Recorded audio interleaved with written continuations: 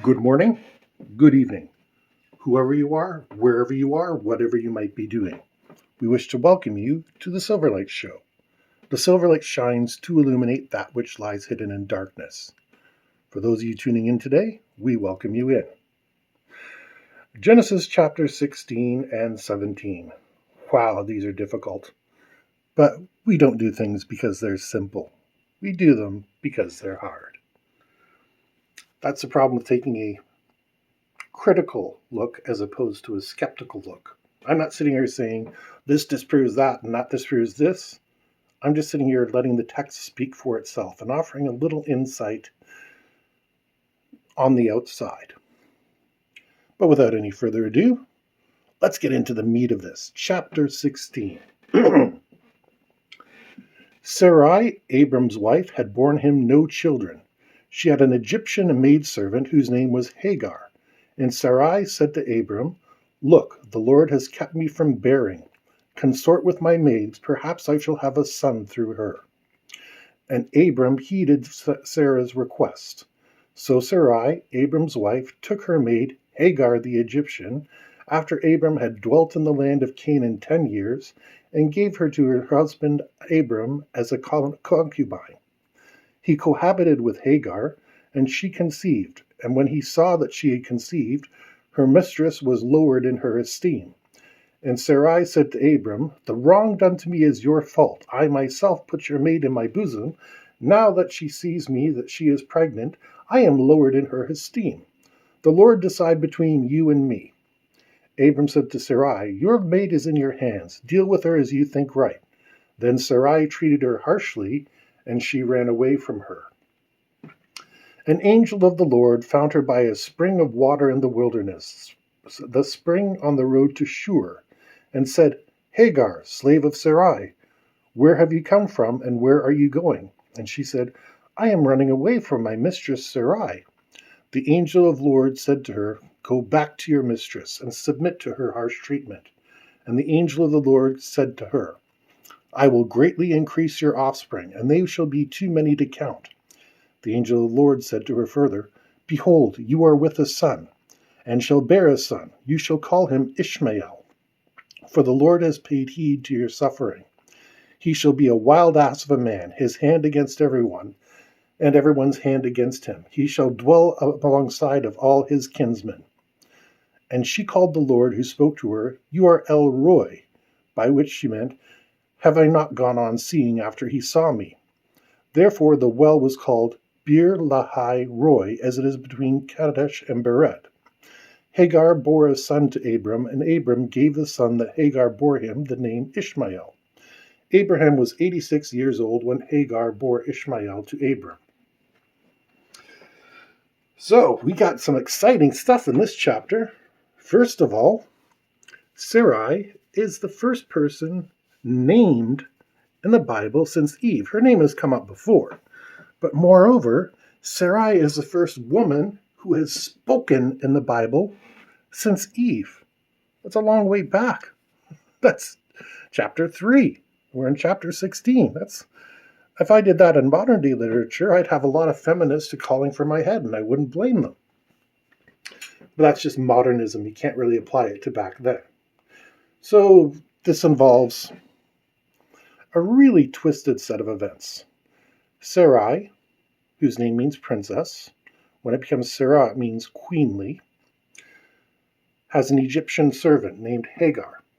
And this is kind of one of those weird things that may have happened, may not have happened, but men taking their servants as concubines is very well established. It might not have happened exactly like it is described here, but it's something we know happened.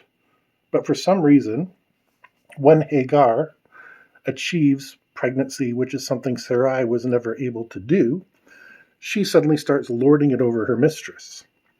This is one of the times the Bible is explicit, and the modern interpretation also is. There's no extra text you need to read. There's nothing there. The animosity is plain. The other interesting thing is the Lord is pretty good at handing out these blessings about you shall have all sorts of offspring. That seems to be the number one concern, is to make sure that the various patriarchs and matriarchs and various people have lots of offspring. Obviously, in ancient times, you would get, what's the old saying? One for mother, one for father, one for increase, and I don't remember the rest. Because it was a pretty savage area. There's not really been safety in the human civilization ever. So having lots of children, first of all, it meant you had a lot of labor on handy. Just like today, we teach the kids shovel the driveway, mow the lawn, do the dishes, stuff like that. Having more kids, if you could support them, meant there were more hands to do labor. And since Abraham is obviously a man of great means, a great influence, originally he wants to pass that on to his steward, who has never been mentioned before, but will be mentioned again. This, what is his name? It was mentioned last chapter. I'm not going to worry about it. But here he is. He's kind of cheating to get around the rules. God told him he would have a son by Sarai. And he's trying to make sure that he has some sort of an offspring. We get Ishmael. Call me Ishmael. Sorry, that makes me laugh if nobody else. I'm a bit of a nerd when it comes to that. We also see Hagar saying, "You are El Roi," which means, "Have I not gone on seeing after he saw me?" There's this idea that God is so powerful that to look on him will strike you dead or will blind you. And this is something we're going to see over and over. When you call upon God by name, which has been mentioned a couple times, it's cool. There's some sort of filter there that lets you see through it. I don't know how to demystify that. And this is where I turn a little bit highly critical.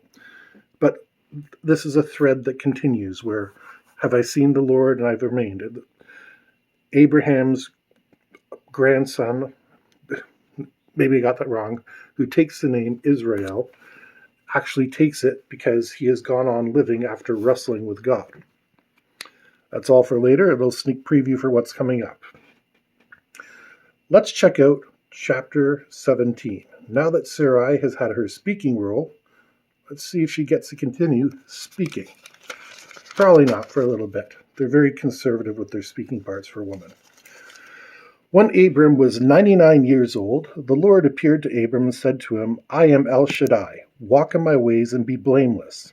I will establish my covenant between me and you, and I will make you exceedingly numerous." Abram threw himself on his face, and God spoke to him further. "As for me, this is my covenant with you. You shall be the father of a multitude of nations. And you shall no longer be called Abram, but your name shall be Abraham. For I make you a father of a multitude of nations. I will make you exceedingly fertile, and make nations of you, and kings shall come forth from you.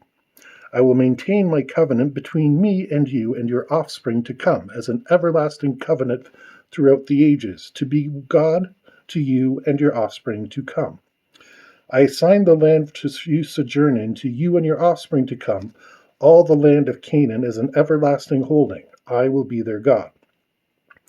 God further said to Abram, "As for you, you and your offspring to come throughout the ages shall keep my covenant. Such shall be the covenant between me and you, and your offspring to follow, which you shall keep. Every male among you shall be circumcised, and you shall circumcise the flesh of your foreskin. And that shall be the sign of the covenant between me and you. And throughout the generations, every male among you shall be circumcised at the age of 8 days. As for the homeborn slave and the one brought from an outsider who is not of your offspring, they must be circumcised, homeborn, and purchased alike. Then shall my covenant be marked in your flesh as an everlasting pact. And if any male who is uncircumcised fails to circumcise the flesh of his foreskin, that person shall be cut off from his kin. He has broken my covenant." And God said to Abram, "As for your wife Sarai, you shall not call her Sarai, but her name shall be Sarah. I will bless her indeed. I will give you a son by her. I will bless her that she gives rise to nations, and rulers of people shall issue from her." Abraham threw himself on his face and laughed, and he said to himself, "Can a child be born to a man 100 years old, or Sarah bear a child at 90? And Abraham said to God, "Oh, that Ishmael might live by your favor."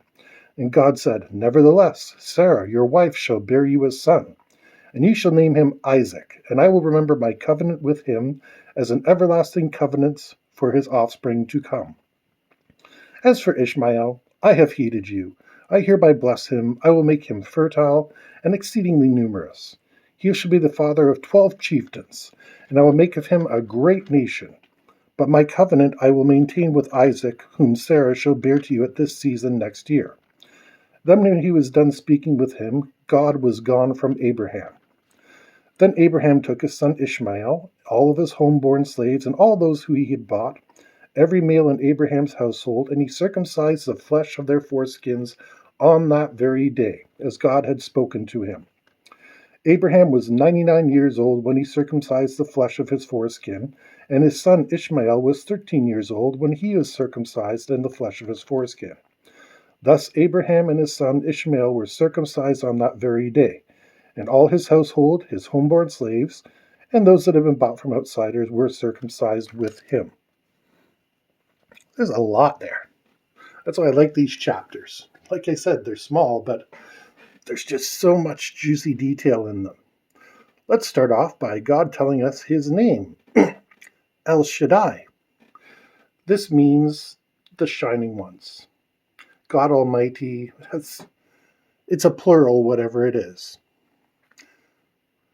Then you got this whole covenant, which again, blah, blah, blah, will increase your offspring, you shall have the entire land of Canaan. This callback where God keeps promising the land of Canaan is important because if you remember a few chapters back, Canaan decided to settle, and it was given the area that he settled in. There's a wonderful theory out there that says Canaan was actually trespassing. The idea is that Shem, Ham, and Japheth, the sons of Noah, were each assigned certain areas they were allowed to settle in, and Canaan decided to cross the line. And that's why God is rectifying this balance by making sure Abraham will be there to drive Canaan out and retake that territory that was promised to Shem. This is an interesting thing because the languages in the Middle East are called Semitic, Shemitic, whereas the lands in Egypt and Ethiopia and stuff like that are called Hamitic, as in Ham. So there does seem to be this border struggle there if you look at things in a linguistic perspective. And even in the modern day, well, even throughout history, Egypt has invaded Israel oomphs of times. The first battle that we know of on record, the Battle of Megiddo, was Egypt fighting with the Hittites. Not the Hittites that we know in the Bible, but the historical Hittites. And it's the first battle in recorded history. So we can see Egypt has a big interest in keeping a presence in the Levant. Again, that would be why Abraham, who's now officially Abraham, is there. He is a general. He is a man of holiness, whatever you want to call it.